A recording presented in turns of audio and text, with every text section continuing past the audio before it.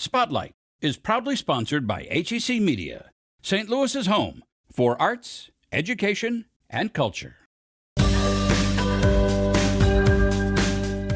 These are open-ended questions that can lead to lots of big ideas. For a long time, we asked ourselves, can we do this instead of should we be doing this? The collection is the thing that continues on beyond us.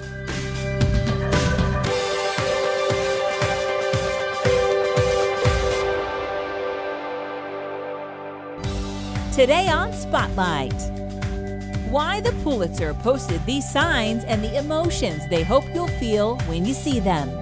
Plus, the unique story of a painting created 60 years ago that now hangs in the Art Museum. And then a new book gives alarming details about cyber attacks, how you can protect yourself.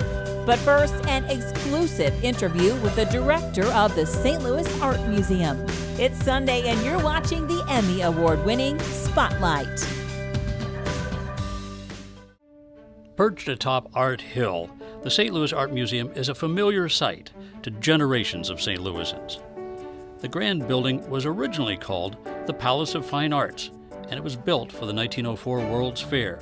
Because it's always been there, at least for more than a century, it may appear that little has changed, but looks can be deceiving.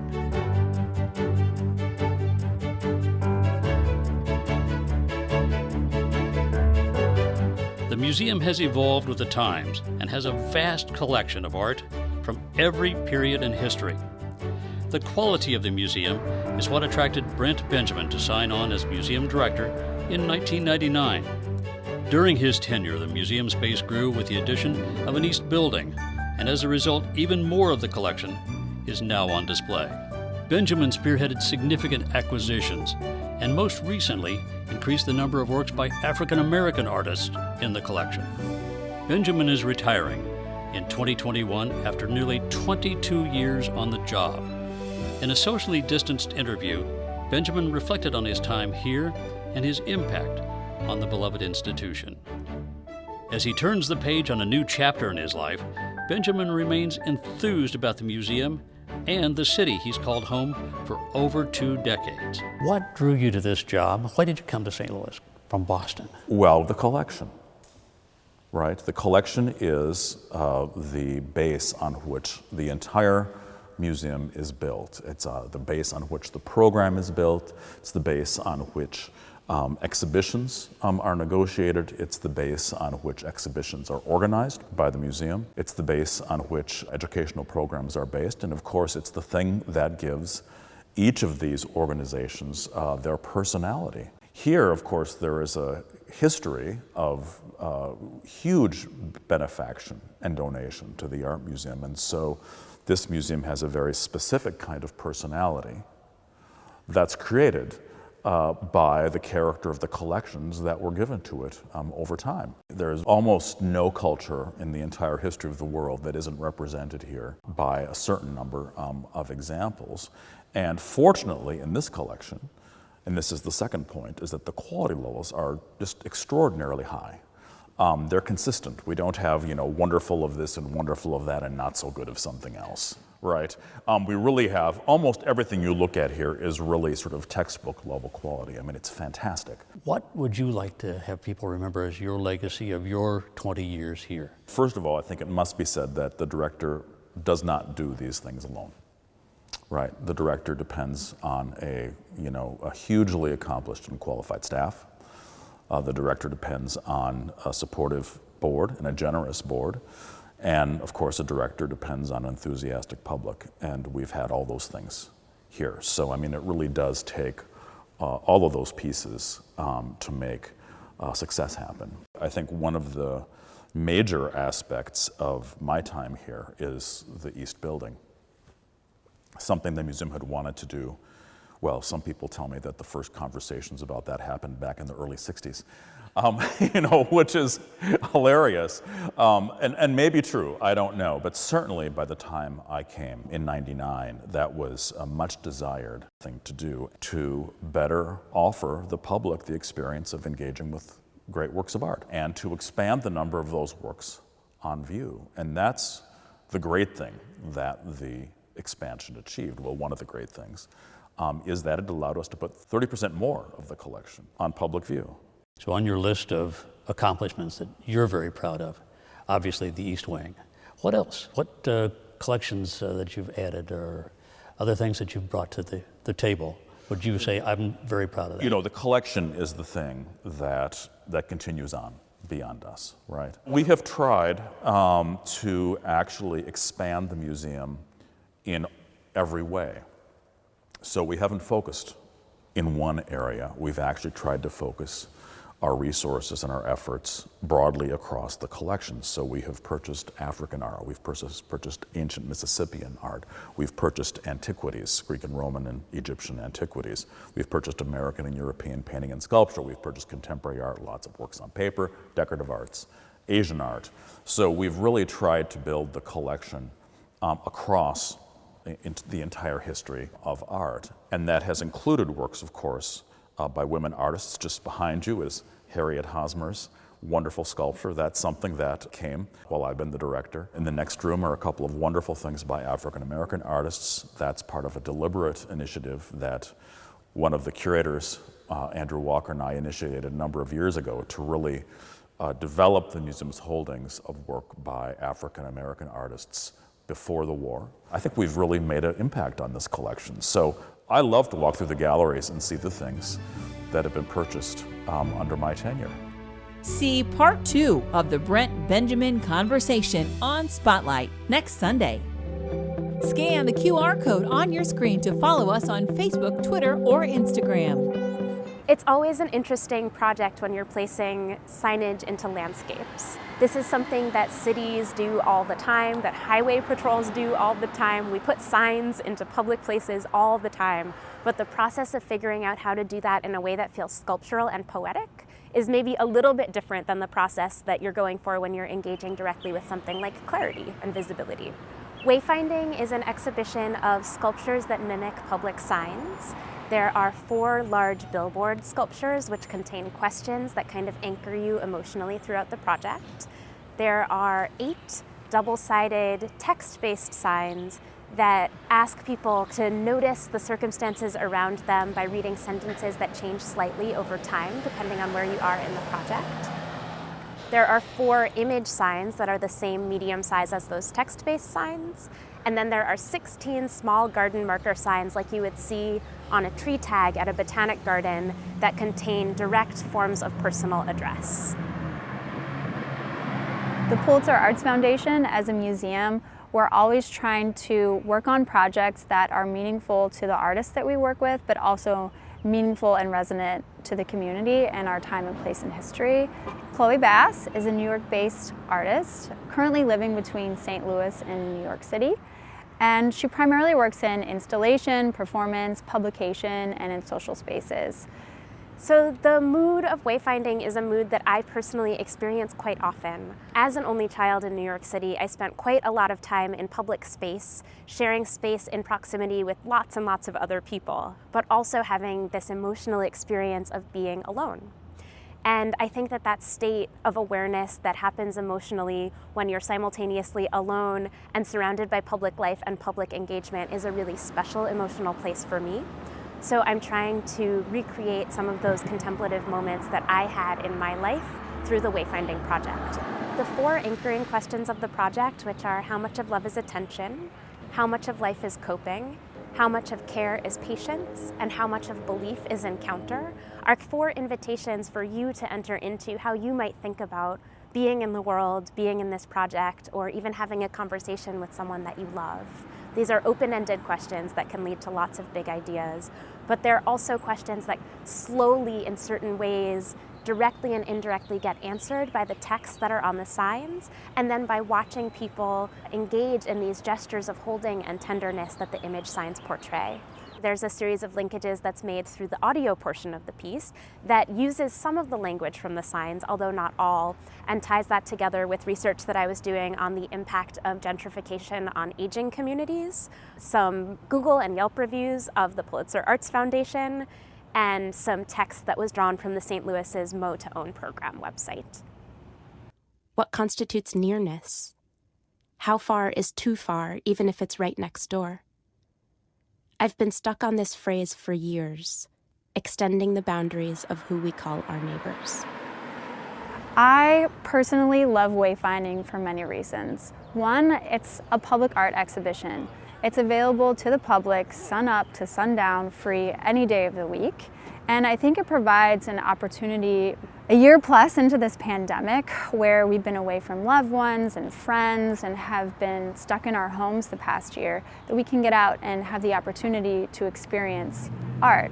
But also conceptually, the artwork itself really looks at human intimacy, particularly familial intimacy, and provides these opportunities for private reflection or reflection with your family and friends in new ways. It's as much about form and sculpture as it is about actually walking through and experiencing a poem. So I say to people that wayfinding is not a scavenger hunt. There are 32 signs on view, and 16 of the 32, half of them, are quite small. If you don't find every sign in the project, you're not having a lesser experience. That said, I did want to place things in a relationship to each other and to the bodies that move through this space in a way that feels more like choreography than maybe like an exhibition. I think of these signs as hosting the set for a play that hasn't happened.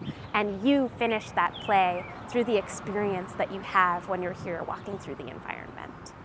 On display through October 31st.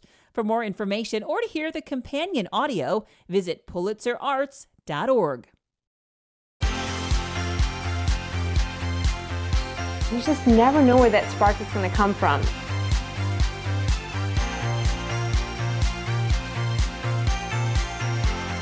We're putting a human touch to everything through the vehicle of art. We give them the ability to hope.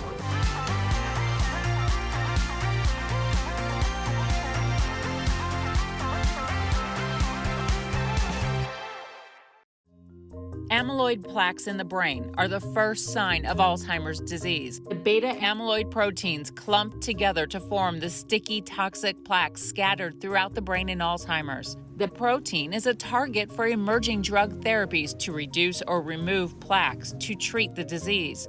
But there is also another protein that defines Alzheimer's disease, called tau. Tau seems to be the executor or the effector of Alzheimer's disease. Whereas we think amyloid plaques sets up the possibility to get Alzheimer's, but then two, you need the tau tangles to manifest the clinical aspects of the disease. Dr. Randall Bateman, professor of neurology at Washington University School of Medicine in St. Louis, has a laboratory dedicated to the causes, diagnosis, and future treatments of Alzheimer's disease. He is now leading a global effort to advance new drugs targeting the tau protein. Tau is the main part of tangles that form inside the neurons, the thinking cells of the brain. So this tau protein that makes up the tangles is a key target in Alzheimer's disease treatment trials. Dr. Bateman is the director of the Dominantly Inherited Alzheimer's Network Trials Unit, and he is principal investigator for the Global Network's Phase 2 clinical trials called the Tau Next Generation Trials that's introducing new drugs targeting tau proteins. It's a clinical trial to test new drugs in development to determine if they can slow or reverse this tau tangle pathology that builds up in the brain. Now, tau is a normal protein. It exists in all of our cells, inside our nervous system, inside the neurons, the thinking cells of the brain. And what happens, though, is it misfolds and it aggregates and it has changes that make it toxic, make it damaging to the neurons, make them sick. And so the goal of these treatments is to target tau in a way to either reverse or prevent it from misfolding and making these tangles in the brain. The clinical trials are designed for patients and family members of dominantly inherited Alzheimer's disease. This is a rare form of Alzheimer's from genetic mutations that people inherit from their parents. Enroll people who have these mutations and these families, these very rare families that cause Alzheimer's disease, typically at a young age, in their 30s, 40s, and 50s. And it is a global trial. It will happen at more than 40 centers throughout the world in North and South America, Europe, Asia, Australia. The trials will investigate what Bateman calls anti-tau tangle drugs. There are 3 different kinds. The first of the 3 experimental drugs is now used in the first clinical trial with an enrollment of more than 200 people. What we've announced is the first one is going to be this anti-tau antibody. And so it is a special protein, an antibody, that's been specifically designed to target a very specific form of tau, a kind of tau that we believe has a role in tau toxicity and aggregation. And what the DIAN-2 trial will do is then use this drug for people who have the highest risk of Alzheimer's disease, people who carry mutations and are certainly going to get the disease or already have the symptoms of the disease, and treat them with this drug or a placebo. And the goal here is for us to try to figure out how much does this drug slow down, prevent, or reverse tau pathology, and ultimately can it slow down the clinical symptoms of Alzheimer's disease. This trial will last 2 years to see if the drug can slow, prevent, or reverse tau tangles that build up in the brain. And ultimately, over 4 years, whether it can slow the cognitive loss and the clinical decline that occurs as part of dementia. And so this is an experimental treatment. It's not used in patients. These are new drugs that have been developed. Very few people in the world have been exposed to these kind of drugs. The goal of the trials may also benefit patients with the most common late onset or sporadic Alzheimer's disease. So I am very hopeful, and I'm excited by the potential to target tau. It clearly is a major player in the manifestation of Alzheimer's disease. You can learn more by watching the full story on our website at hecmedia.org. 7-string guitarist and vocalist John Pizzarelli, later on Spotlight. This painting is called Aquarium. At the time she painted it, the artist was a 13-year-old elementary school girl who lived in Memphis, Tennessee. Well, I lived across the street from the Catholic Church. Weldon Sugarman-Smith, known as Sugar, is now 97 years old. She has dementia and is mostly confined to a wheelchair. For more than 7 decades, she has called St. Louis home. She and her husband, Dr. Sidney Smith, now deceased, raised 3 sons, including Barry, who is also her caretaker. He says the discovery of Aquarium after so many years came as a surprise to the entire family. My jaw dropped. I just thought it was the vibrancy and intense color and the kind of abstraction it was reminded me of Matisse. His mother had not seen her painting since she was a teenager. When Barry told Sugarman-Smith it was now hanging in a prestigious museum, this was her reaction. Well, I enjoyed it because I always had beautiful pictures. The discovery was made in 2020 by Dr. Amy Torbert, the Andrew W. Mellon Foundation Assistant Curator of American Art at the St. Louis Art Museum. She says finding the painting deep in the museum's vast database was the highlight of her year. We knew all of the artists' names and the ages that they were when they painted these works. So it said in our records, Weldon Sugarman, age 13. But I thought it was a man. Yes, I absolutely did. And Torbert says she had no idea who, if anyone, was still alive in that group. She says Sugarman-Smith is the last survivor, but Torbert didn't know where to find her. Sugarman-Smith painted Aquarium as part of her participation in a local art program funded by the WPA under President Franklin Roosevelt. The WPA was a multi-layered program, a partnership between state and local governments. Among other things, it provided classes and guidance to adults and children interested in the arts. But the funding ran out, and all of the paintings were eventually transferred to Chicago and later to St. Louis. With the help of modern technology, Torbert used Ancestry.com to help in her search for the mysterious painter.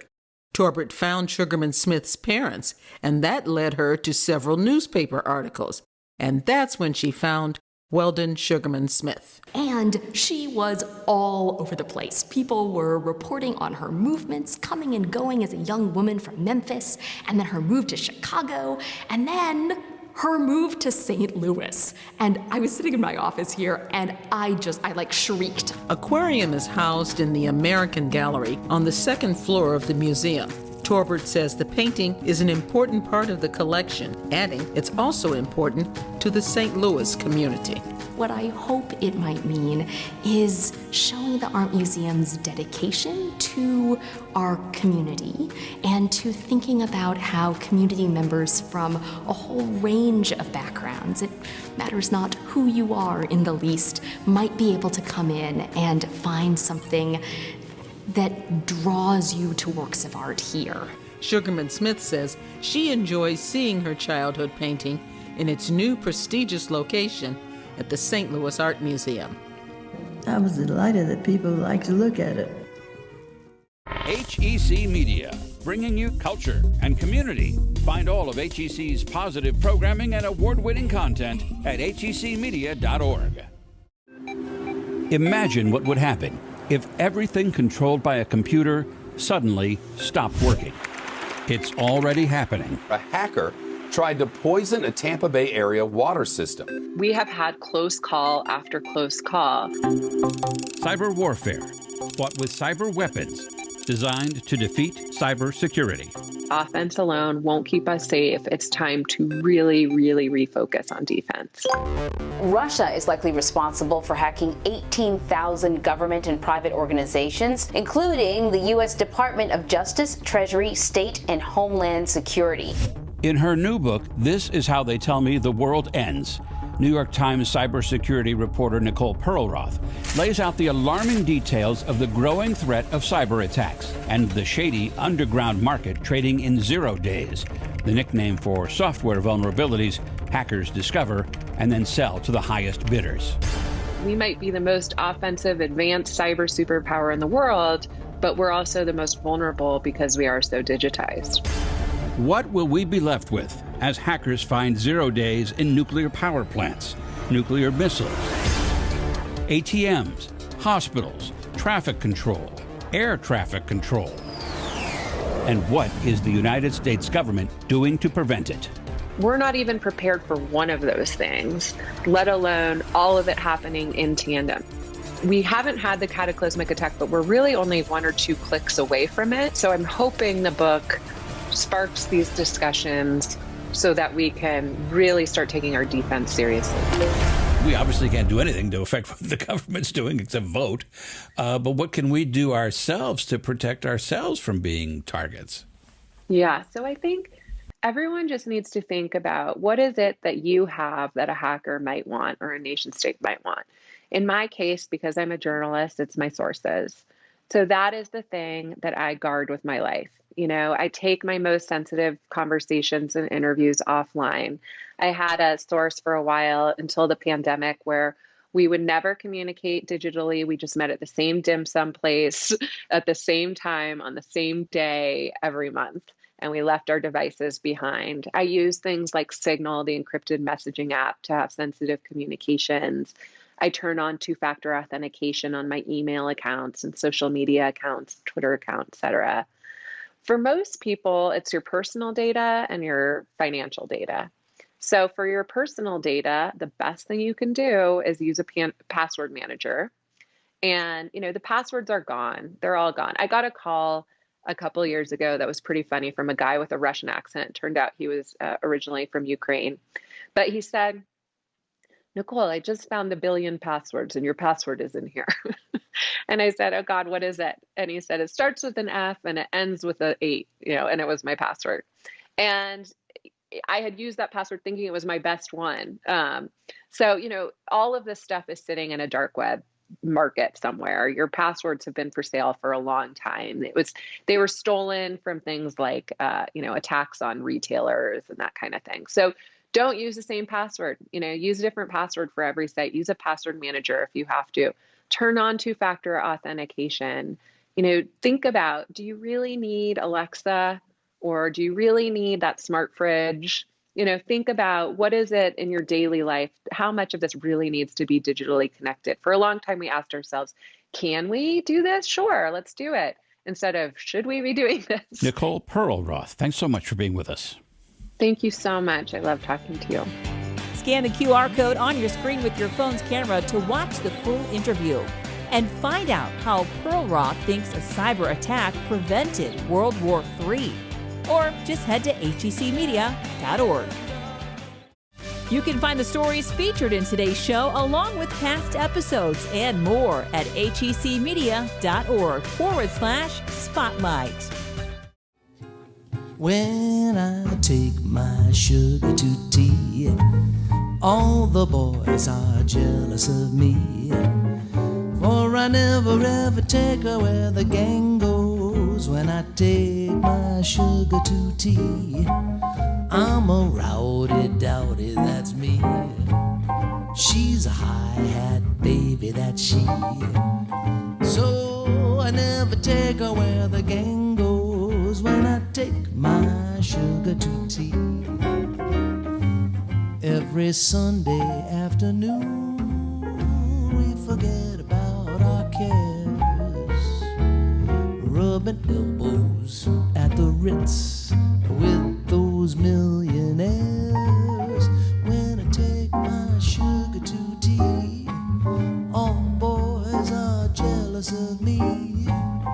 For I never ever take her where the gang goes. When I take my sugar to tea.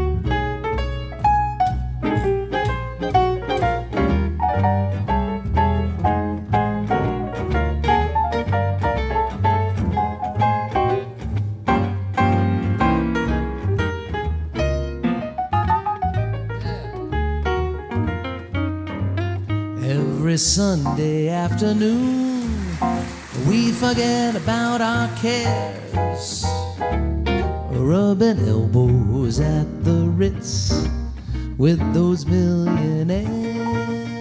When I take my sugar to tea, all the boys are jealous of me, 'cause I never ever take her where the gang goes. When I take my sugar, when I take my sugar to tea.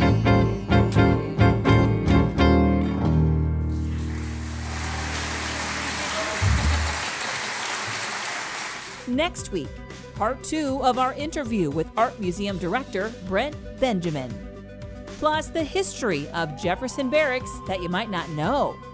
Thanks for watching Spotlight. Join us next Sunday at 9:30 a.m. on KPLR 11.